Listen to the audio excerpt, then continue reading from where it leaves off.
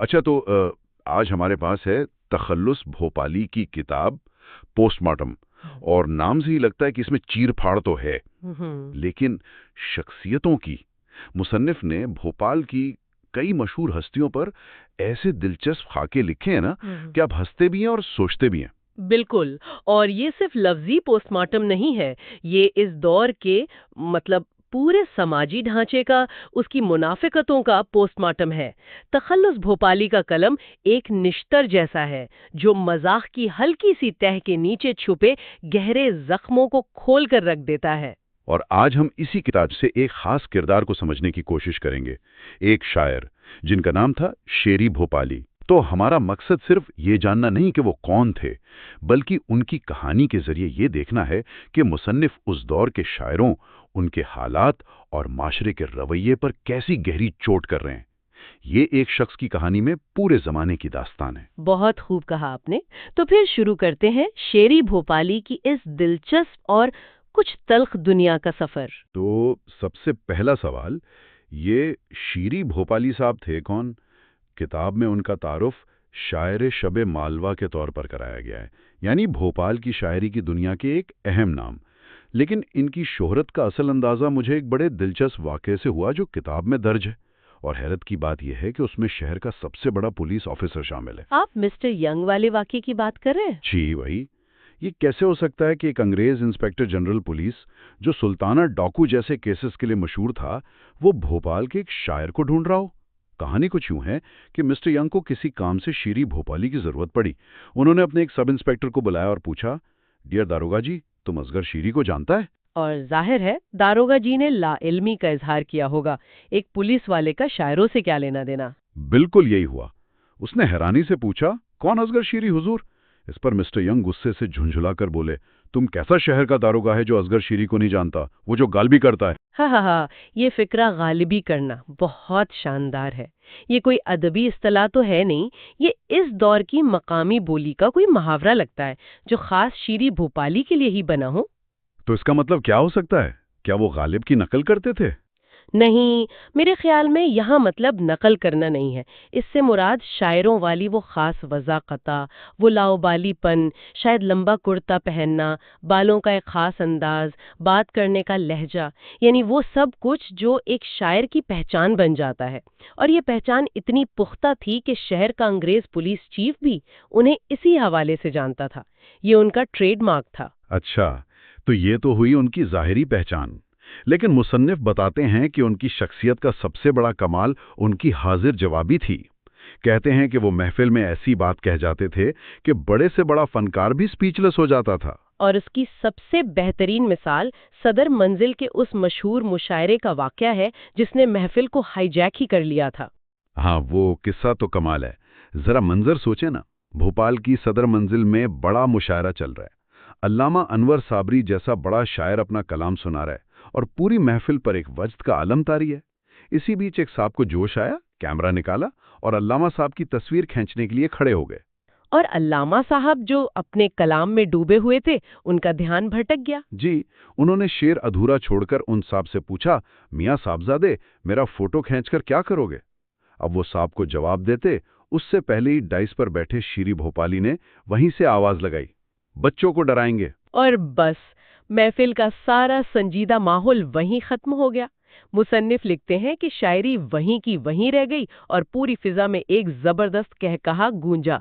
ये एक जुमले की ताकत थी। इससे पता चलता है कि शीरी भोपाली का मजाक कितना बेसाख्ता और तेज था कि वो अल्लामा अनवर साबरी जैसे कदावर शायर के कलाम पर भी भारी पड़ गया। ये तो उनकी शख्सियत का एक पहलू है जो बहुत खुशगवार और दिलचस्प है। लेकिन किताब में मुसन्निफ हमें एक बहुत ही तल्ख और संजीदा मौजू की तरफ भी लेकर जाते हैं। वो इस दौर में शायरों की हालत पर एक तंजिया मुवाजना करते हैं। हाँ, और ये वो हिस्सा है जहाँ मजाक के पीछे छुपा हुआ दर्द सामने आता है। मुसन्निफ दिखाते हैं कि मुआशरा अपने फनकारों के साथ क्या सलूक करता है। वो लिखते हैं कि दूसरे मुल्कों में तो शायर को उसकी तबी उम्र से भी ज्यादा जिंदा रखने की कोशिश की जाती है। उन्होंने एक अजीब सा लफ्ज इस्तेमाल किया है कि शायर को थर्मस कर लिया जाता है। इसका क्या मतलब हुआ? ये एक जबरदस्त इस्तारा है। जैसे थर्मास किसी चीज को महफूज रखता है उसकी असल हालत में, वैसे ही मुहज्जब मुआशरे अपने फनकारों को, उनकी सलाहियतों को महफूज करते हैं, उनकी कद्र करते हैं। मुसन्निफ आगे ये भी लिखते हैं कि वहां तो अगर शायर मरने की बात करे तो कौम रिश्वत देकर उसका मरना मुलतवी करवा देती है, जिंदगी भर उसका इस्तकबाल होता है। और उसके मुकाबले में अपने मुल्क का हाल? बिल्कुल उलट। यहाँ के बारे में वो लिखते हैं कि शायर वक्त से पहले मर जाता है और जिंदगी भर उसकी गुद स्वाह होती है, यानी उसकी कोई कदर नहीं होती, उसे धुतकारा जाता है। तो ये सिर्फ हंसी मजाक नहीं, ये तो सीधी साधी समाजी तनकीद है कि हम अपने फनकारों की कद्र सिर्फ उनके मरने के बाद करते हैं। बिल्कुल। और यही मुनाफिकत अगले हिस्से में और ज्यादा खुलकर सामने आती है। मुसन्निफ जब एक फर्जी शायर की मौत का मंजर लिखते हैं तो वो हमारे मुआशरे का असल चेहरा दिखा देते हैं। हाँ, वो मंजर बहुत चौंका देने वाला है। वो कहते हैं कि जैसे ही शायर मरता है, अखबारों में बड़े बड़े काले हाशियों वाले ताज़ियती पैगाम छपते हैं, पूरी कौम अचानक मातम करने लगती है। और सबसे बड़ी मुनाफिकत क्या है? अखबारों में लिखा जाता है कि हमारा ये अजीम और खुददार शायर सारी जिंदगी ऐशो आराम में गुजार कर रुखसत हुआ, जबकि हकीकत ये होती है कि उसने पूरी जिंदगी फाकों में गुजारी होती है। मुसन्निफ लिखते हैं कि मौत की वजह दिल की हरकत का बंद हो जाना बताई जाती है, लेकिन असल वजह 40 दिन के मुसलसल फाके होते हैं। पर ये सच कोई नहीं लिखता। और क्यों नहीं लिखता? यहाँ सियासत बीच में आ जाती है। मुसन्निफ तंज करते हैं कि अगर फाकों की खबर छुप गई तो हुकूमत के खानदानी वजीर नाराज हो जाएंगे, क्योंकि सरकारी तौर पर मुल्क में कोई भूखा नहीं मर सकता। ये हुकूमत की साख का सवाल बन जाता है। अच्छा, तो ये खबर को दबाने वाली बात है। लेकिन फिर मुसन्निफ इससे भी एक कदम आगे जाते हैं और बताते हैं कि इसी मौत को सियासत के लिए इस्तेमाल कैसे किया जाता है। जी, वो कहते हैं कि पार्लियामेंट में हिज़्ब इख्तिलाफ का कोई मेंबर खड़ा होकर तहरीक अल्तवा पेश करता है कि कौम का कीमती सरमाया, हमारा अजीम शायर, हुकूमत की नाअहली की वजह से फाकों से मर गया। कमाल है। यानी वही सियासतदान जो जिंदगी भर उस शायर को बेकार और निकम्मा समझता था, अब उसकी लाश पर सियासत कर रहा है। यही तो असल तंज है। फनकार की भूख और तकलीफ जिंदगी में किसी को नजर नहीं आती, लेकिन उसकी मौत हुकूमत को गिराने या बदनाम करने का एक बेहतरीन सियासी एक्सटेंट बन जाती है।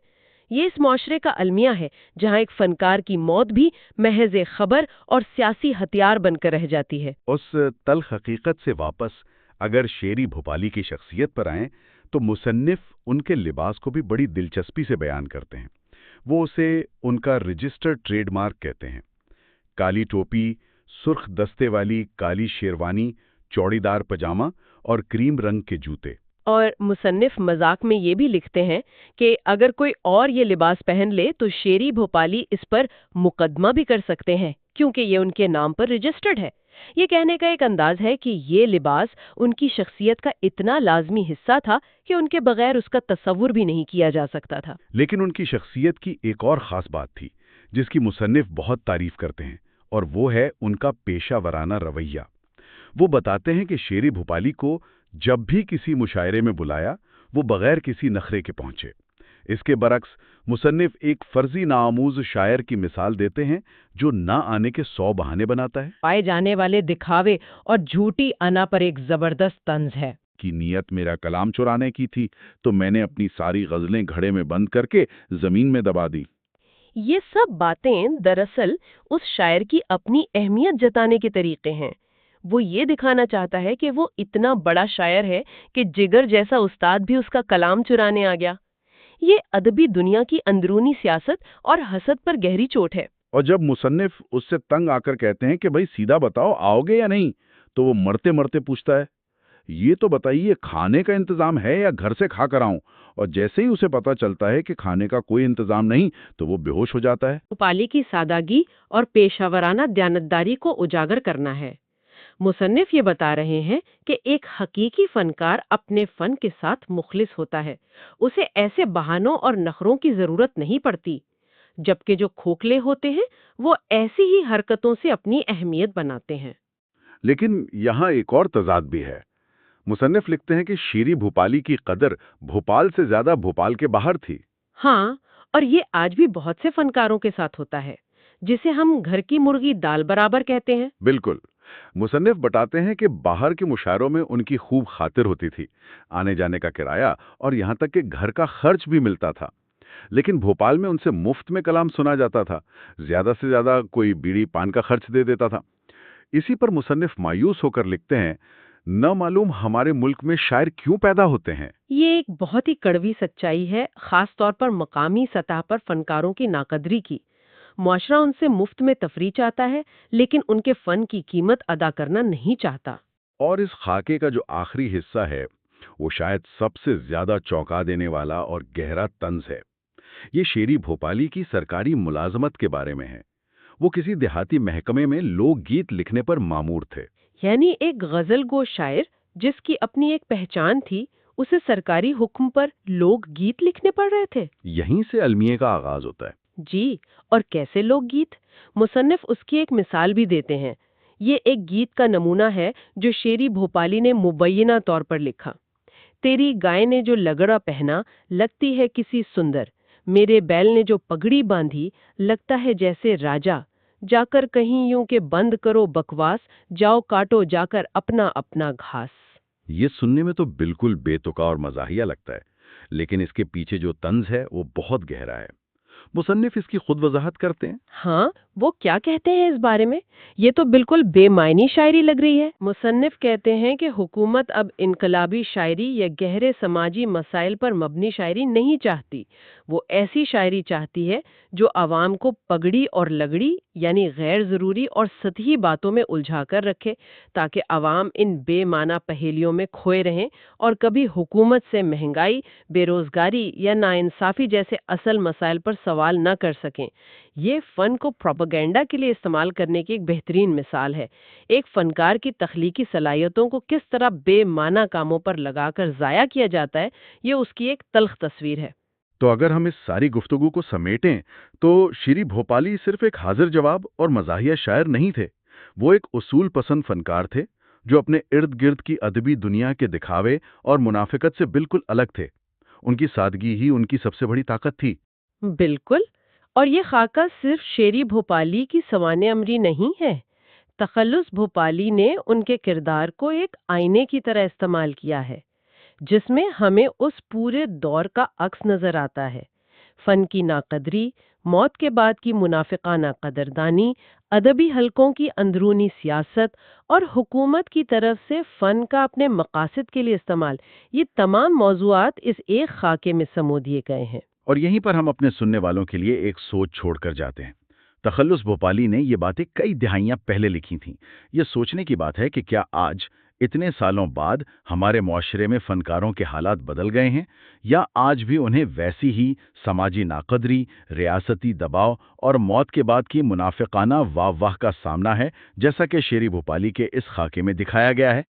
अगर आप तखलुस भोपाली का शहरी भोपाली पर लिखा खाका पढ़ना चाहते हैं तो कमेंट करें, आपको पीडीएफ मिल जाएगी।